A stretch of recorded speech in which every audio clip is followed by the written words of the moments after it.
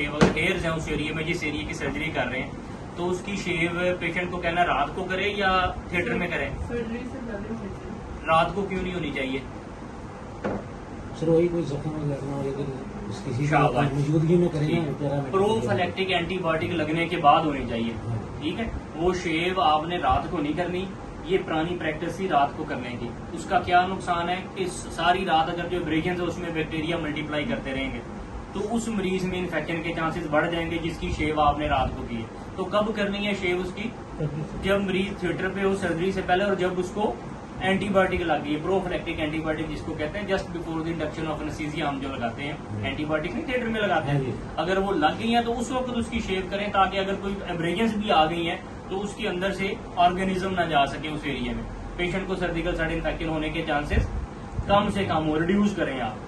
तो इस चीज का बेटा बड़ा ख्याल रखना है। फिर उसके बाद स्क्रबिंग एरिया साफ सुथरा होना चाहिए, जिधर स्क्रब होती है ये आप लोगों ने मेंटेन करना है, जो आपके सुपरवाइजर है। नीट एंड क्लीन, जो चीज नॉन फंक्शनल है उसको फौरन रिप्लेस करवाएं। उधर अवेलेबिलिटी होनी चाहिए स्क्रबिंग सोल्यूशन की, ठीक है। और उधर गाइडलाइन काइंडली अच्छी फॉर्म में जो पुरानी पेस्ट की हुई है उनको रिमूव कर दें, लेटेस्ट उसके प्रिंट निकलवाएं, कलर्ड फ्लेक्सिस बनवाएं कि किस तरह स्क्रब होना है, स्क्रब होने का क्या तरीका है। आइडली फर्स्ट स्क्रब जो है वो 3 to 5 मिनट्स के लिए होता है, फिर अगर उसी दिन वो बंदा केसेस कर रहा है तो फिर 1 मिनट के लिए बेनाफ है। फर्स्ट स्क्रब अच्छी होनी चाहिए। तो ये आपने सिर्फ गाइडलाइन पेस्ट करनी है, बाकी जो अमला इन्वॉल्व है या जो साथ अगर आप असिस्ट करवा रहे हैं तो ये उनके लिए गाइडलाइन है। Scrub area neat and clean होना चाहिए। फिर ड्रैप है, ड्रैप आपने अच्छा करना है मरीज को। उसका जो सर्जरी वाला एरिया अगर वो नॉन इन्फेक्टेड है तो पहले उसको ड्रैप करना है। ये आप लोगों ने भी ज़हन में रखना है, क्योंकि मैं समझता हूँ कि आप लोग भी फैसिलिटेटर्स हैं सर्जरी के दौरान, यू आर फैसिलिटेटर्स, ठीक है। सर्जरी कोई और परफॉर्म कर रहा है, आप उनको फैसिलिटेट कर रहे हैं, तो आपका बड़ा मेन रोल है। आपके बगैर थिएटर में काम करना जो है वो इम्पॉसिबल है, ठीक है। आप उनका मेन पिलर है, जिन्होंने गैजेट्स को मेंटेन करना है, जिन्होंने पेशेंट्स की शिफ्टिंग करनी है और जिन्होंने सारा एरिया मेंटेन करना है। तो ड्रैपिंग का बड़ा खास ख्याल रखना है कि जो ड्रैपिंग हो रही है वो अच्छी हो रही है, उसके लिए पायोडीन या जो सोल्यूशन यूज कर रहे हैं जो रिकमेंडेड है वो अवेलेबल है, उसकी अवेलेबिलिटी हो। ये ना हो कि केस शिफ्ट हो गया, सारी तैयारी हो गई, फिर पता चला कि वो सोल्यूशन ही मौजूद नहीं है, फिर वेट किया तो फौरन टाइम, जितना कम टाइम पेशेंट थिएटर में स्टे करेगा वो भी पेशेंट के लिए बेनिफिशियल है। उसमें भी पेशेंट में सर्जिकल साइड इन्फेक्शन होने के चांसेस कम से कम। अगर ज्यादा टाइम स्टे करेगा आप लोगों के लिए भी परेशानी है, भागना पड़ेगा, दौड़ें लगानी पड़ेंगी। तो वाई नॉट जो बंदा सुबह आ रहा है अपनी ड्यूटी पे आ रहा है वो अपना थिएटर पहले चेक करे कि मेरे थिएटर की चीजें पूरी हैं क्या। वो 3 केसेस होते होंगे एक शिफ्ट में या 4 लगा लें मैक्सिमम। इतने केसेस करने के लिए मेरे थिएटर के अंदर इतने गैजेट्स अवेलेबल हैं कि ये चीजें हो सकें, तो ये आपने बेटा चेक करना है। शीट्स जो है वो शीट्स अवेलेबल हैं, अगर नहीं अवेलेबल तो बैकअप पे आपके पास क्या चीजें हैं, बैकअप में आपने क्या अरेंजमेंट्स करनी है, ये आप लोगों की जिम्मेदारी है, ठीक है। It's your responsibility. फिर अगला काम डॉक्टरों का आ जाता है कि वो ड्रैप्स किस तरह करना है, आर्म्स लेंथ करके। वो उनके साथ अगर मीटिंग होगी तो मैं उनको गाइड करूंगा। नेक्स्ट आपके जो करने वाला काम है कि मूवमेंट्स कम से कम रखनी है। जब पेशेंट ड्रैप हो रहा है, जब वो एक स्टीराइल फील्ड बन गया, जब सर्जरी स्टार्ट होगी, फिर मूवमेंट्स नहीं होनी चाहिए। अननेसेसरी लोगों का बेटा थिएटर में स्टे नहीं होना चाहिए।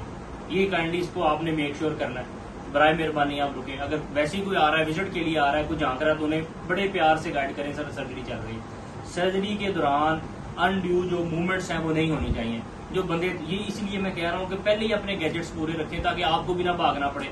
भाग के फिर वो क्या होगा, शूज चेंज नहीं करेंगे, बाहर वाला जो अनस्टरलाइज्ड एरिया से आप होके फिर स्टरलाइज एरिया में जाएंगे, तो एक बहुत बड़ा सोर्स होगा इन्फेक्शन का अगर आप लोग बार बार मूव करेंगे। फिर ये चीज नहीं है, ग्लव्स नहीं है भाई ग्लव्स लेके आओ, शीट्स नहीं है शीट्स लेके आओ, ये वाली।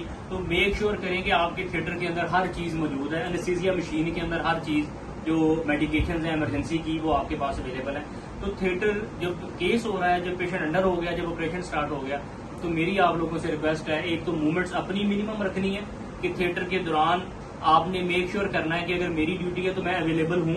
ये ना हो कि आपको लोग ढूंढते फिरें वो किधर गया। इसके दौरान अगर आपको टाइम मिल रहा है, अपने को काम निपटाना चाहते हैं तो निपटा लें, लेकिन बराए मेहरबानी मेरी आपसे बरादराना रिक्वेस्ट है, मैं ऑर्डर नहीं पास कर रहा, रिक्वेस्ट कर रहा हूँ कि जब केस शुरू हो जाए फिर आपकी अवेलेबिलिटी 100% होनी चाहिए। आपकी टीम में यूजुअली 2-2 लोग होते हैं, तो एक बेशक रनिंग में आ जाए, एक बंदा अंदर थिएटर में मौजूद हो। अगर इस तरह की कोई इमरजेंसी है, कोई चीज की जरूरत है, तो लोगों की जो मूवमेंट्स हैं वो कम से कम रखनी है, ठीक है।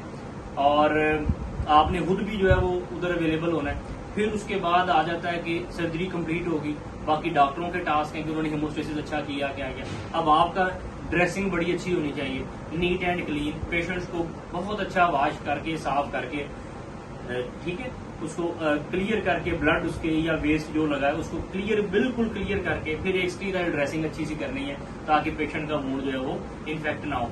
फिर पेशेंट की मूवमेंट्स और शिफ्टिंग आपकी जिम्मेदारी है, डॉक्टरों की भी है लेकिन वो आपकी ज्यादा जिम्मेदारी है। ओल्ड एज पेशेंट है, बेचारी सर्जरी करवाने आई, अपने यूट्रस रिमूव करवाने आई, उसको किसी ने शिफ्ट किया बड़ा जोर से, उसका ये फ्रैक्चर हो गया, उसकी सर्वाइकल स्पाइन डिसलोकेशन अल्लाह ना करे हो गई, तो ये कितना बड़ा जुर्म है। तो उसकी शिफ्टिंग और जो टेबल के ऊपर पोजीशन है उस पोजीशन में मरीज का ख्याल रखना, अनड्यू एक्सपोजर ना हो, जितना एरिया सर्जरी के लिए रिक्वायर्ड है उतना एक्सपोजर, उससे ज्यादा एक्सपोजर, ये सारी किन लोगों की जिम्मेदारी है, ये बेटा आप लोगों सबकी जिम्मेदारी है कि उतना एक्सपोज करना जितना एरिया सर्जरी का है। फिर पेशेंट की प्रॉपर पोजीशन जो मेंटेन करना ड्यूरिंग सर्जरी, ये आप लोगों की जिम्मेदारी है। उसमें कोई कुशन रखना है, अगर पेशेंट लेटरल पोजीशन में है तो टांगों के दरमियान कुशन होना चाहिए, ये ना हो कि ये रब करें उनके। फिर कार्टरी है तो कार्टरी का जो ग्राउंडिंग पैड है जिसके अंदर से करंट आना है उसका कंटेक्ट अच्छा हो। कार्टरी बर्न बेशुमार लोगों को होते हैं, उसमें भी मैं कभी आपकी क्लास लूंगा कि किस तरह कार्टरी का प्रॉपर यूज करना है इंशाल्लाह अगर मौका